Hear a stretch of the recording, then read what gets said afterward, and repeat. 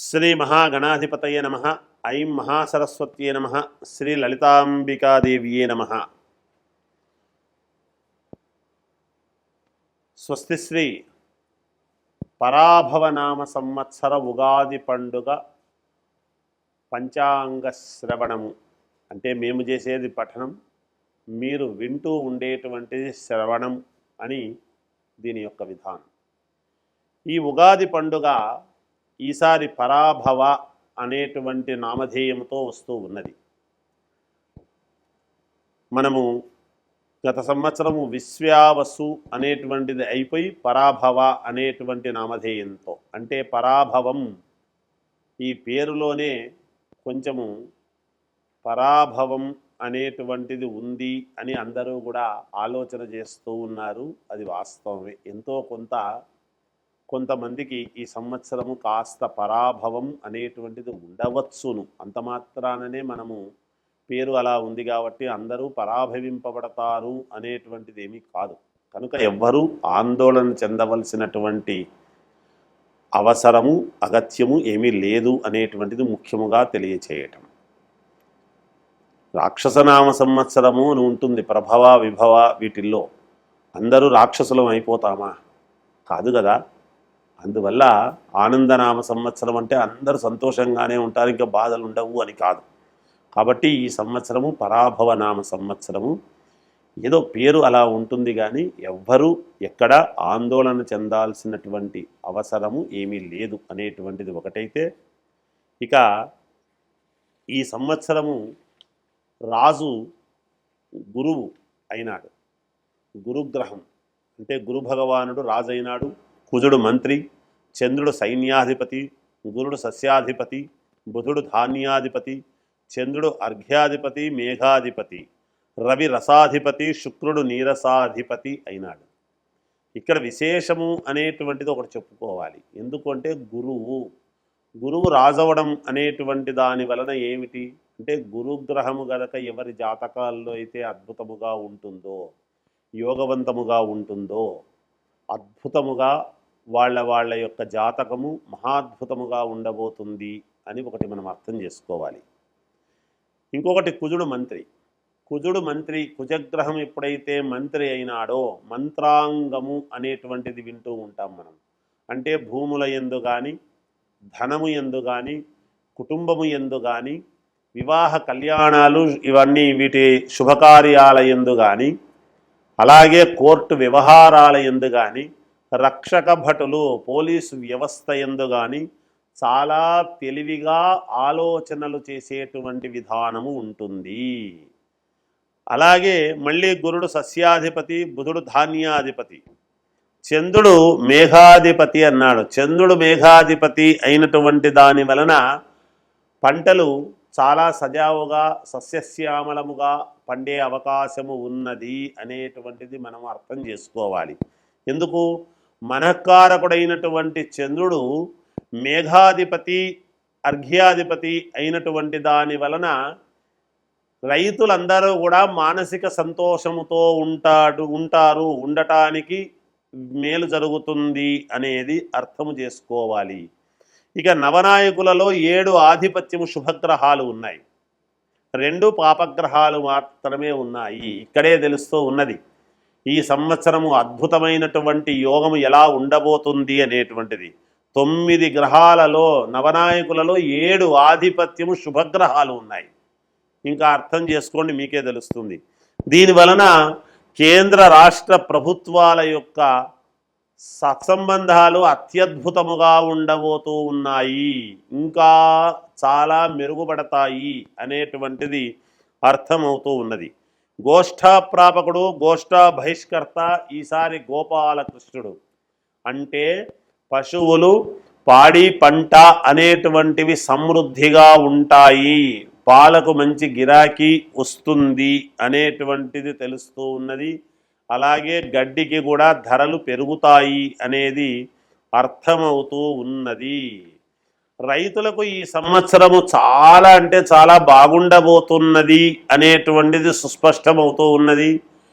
పంటలు 7 శుభగ్రహాలు అయినటువంటి దాని వలన దేశానికి వెన్నెముక అయినటువంటి అందరికీ ఆహారాన్ని కుల మత జాతి భేదాలు ఏమీ లేకుండా, ఎటువంటి భేదాభిప్రాయం లేకుండా అందరికీ ఆహారాన్ని పండించేటువంటి రైతులకు చాలా యోగవంతముగా ఉండబోతూ ఉన్నది. పంటలు బాగా పండుతాయి అనేది అర్థం చేసుకోవాలి.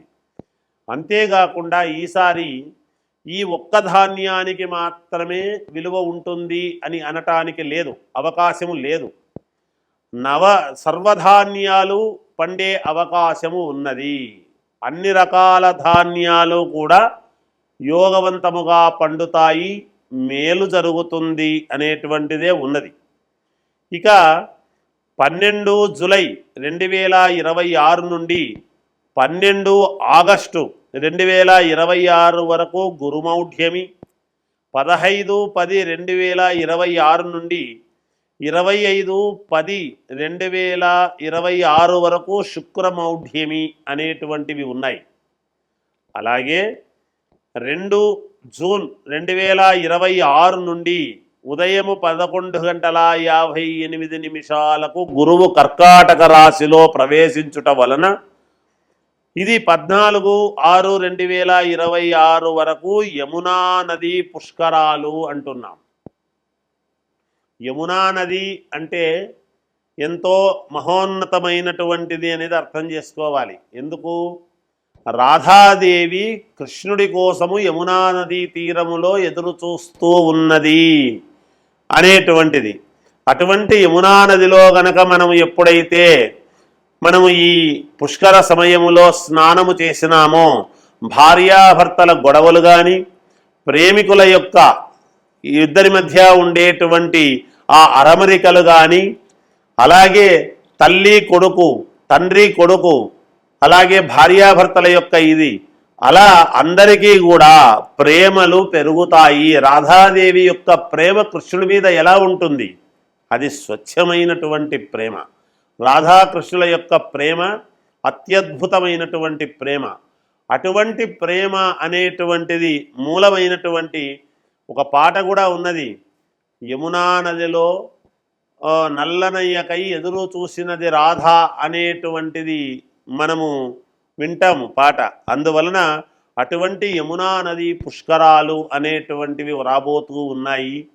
ఈ పుష్కరాలు అందరూ కూడా దాంట్లో పుష్కరాలు సందర్భముగా స్నానం ఆచరించి మీ యొక్క మనస్సుకు సంతోషము అనేటువంటిది కలిగించుకుందురుగాక. ఈ సంవత్సరము 4 తూముల వర్షము, 2 తూముల యొక్క గాలి విపరీతముగా ఉంటుంది అనేటువంటిది తెలియజేస్తూ ఉన్నాను. ఇది ఈ ఉగాది యొక్క విశేషము, పంచాంగము యొక్క సారాంశము అనేటువంటిది తెలియజేస్తూ జయోస్తు. కర్కాటక రాశి పునర్వసు 4వ పాదము, పుష్యమి 4 పాదాలు, ఆశ్లేష 4 పాదాలు కలిస్తే కర్కాటక రాశి అంటాం. ఆదాయం 2, వ్యయం 11, రాజపూజ్యత 4, అగౌరవము 7. ఇక్కడ ఆదాయ వ్యయాలు చూసుకున్నప్పుడు 2, 11 ఉన్నాయి. మరి ఖర్చులు బాగా అవుతూ ఉన్నాయి. దేనికి ఖర్చు పెడుతున్నారు అనేటువంటిది ఇక్కడ ముఖ్యముగా తేల్చుకోవాలి. మీరేమీ ఆందోళన చెందాల్సినటువంటి పని లేదు. ఆదాయము 2 వస్తుంది అంటే 2 అద్భుతమైనటువంటి లోన్లు మీరు పెట్టారనుకోండి, వస్తుంది. మరి ఖర్చు అంటే 10 రకాలుగా 11 రకాలుగా పెట్టవచ్చును. దాన్ని మనం ఎలాగైనా మలుచుకోవచ్చును, పెద్ద ఇబ్బంది లేదు. అయితే కొంత ఇబ్బందికరమే. ఆదాయం తక్కువ ఉండి వ్యయం ఖర్చు ఎక్కువ ఉంది అంటే కాస్త ఇబ్బందులు ఉంటాయి. దైవ కార్యక్రమాలు ఎక్కువగా చేస్తారు.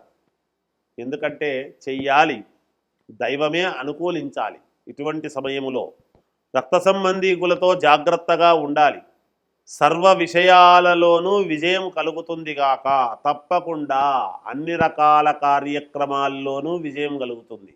మీకెక్కడా అడ్డంకులు అనేటువంటివి ఉండవు.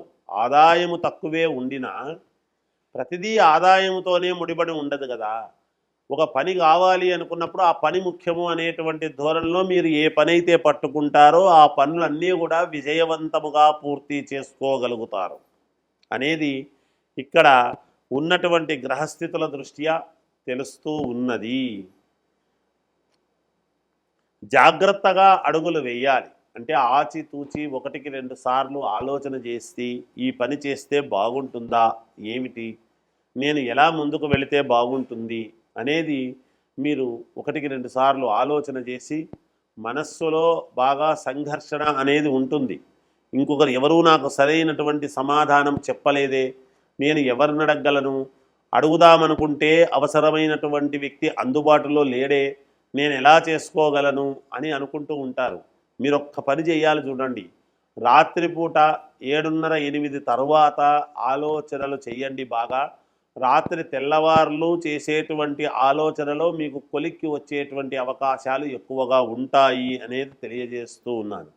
చెప్పుడు మాటలు వినవద్దు. ముఖ్యంగా మీరు చేయాల్సినటువంటి పని ఏమిటంటే, ఏదైనా మీ చెవుల ద్వారా వినండి, మీ దృష్టి మీ కళ్ళ ద్వారా చూడండి. అంతేగాని ఎవరో చెప్పినటువంటి మాటలు విని మీరు మాట్లాడి మనుషులను దూరం చేసుకునే అవకాశం ఉంది కాబట్టి చెప్పుడు మాటలు వినకండి. భార్యాభర్తల మధ్య అన్యోన్యత బాగా పెరుగుతుంది ఈ సంవత్సరము. రాజకీయ నాయకులు జాగ్రత్తగా గనక వ్యవహరించినారు అంటే ఖచ్చితముగా విజయము మీ వెంటే ఉంటుంది. అలాగే ఉద్యోగములో మార్పులు ఉంటాయి. ఉద్యోగస్తులలో వ్యాపారస్తులకు మంచి లాభాలతో ముందుకు వెళ్ళే అవకాశము ఉన్నది. మంచి మంచి లాభాలు గడిస్తారు వ్యాపారస్తులు. చిన్న వ్యాపారము దగ్గర నుండి పెద్ద పెద్ద వ్యాపారస్తుల వరకు కూడా మంచి యోగదాయకముగానే ఉండబోతూ ఉంది అనేది స్పష్టత అవుతున్నది. విద్యార్థులకు చాలా యోగదాయకముగా ఉన్నది. అట్లని చదువుకోవద్దండి అని కాదు దాని అర్థం. చదవాలి. ఎంత శ్రమ పడితే అంత మీకు మంచి మార్కులు వచ్చి మంచి ఉన్నతమైనటువంటి ఉద్యోగం వచ్చేటువంటి అవకాశాలు చాలా ఎక్కువగా ఉన్నాయి. విదేశాలకు వెళ్ళి స్థిరపడాలి, చదువుకోవాలి అనుకునేటువంటి వాళ్ళు కూడా ప్రయత్నాలు చేసుకోవచ్చు. ఇక సినిమా రంగంలో ఉండేటువంటి వాళ్ళు, కళాకారులు, కళారంగంలో ఉండి సేవ చేసుకునేటువంటి వాళ్లకు అద్భుతమైనటువంటి ఫలితాలు గోచరిస్తూ ఉన్నాయి. ఏది ఏమైనా వ్యక్తిగతమైనటువంటి జాతకము చాలా అవసరము. అది చూసుకొని దానికి తగ్గట్టుగా నడుచుకోండి. ఈ సంవత్సరము మీ జీవితంలో ఒక మలుపు తిరిగేటువంటి అవకాశము ఉంది అని తెలియజేస్తున్నాను. ఇంకా మెరుగైనటువంటి ఫలితాలు మేము సాధించుకోవాలి, ఏమి చేస్తే బాగుంటుంది అనుకునేటువంటి వాళ్ళు సుబ్రహ్మణ్య స్వామిని ఆరాధన చెయ్యండి. తప్పకుండా మేలు జరుగుతుంది. జయం.